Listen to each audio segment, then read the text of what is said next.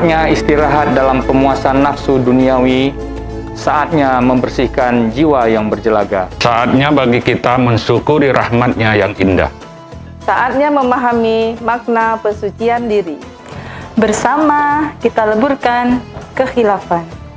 Dengan berpuasa mempertemukan kita dalam keagungan Lailatul Qadar.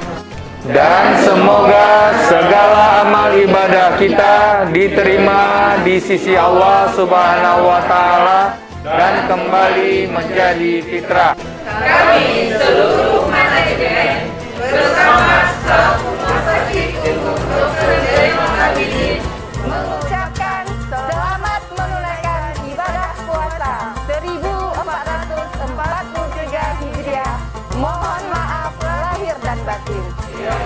Wassalamualaikum warahmatullahi wabarakatuh.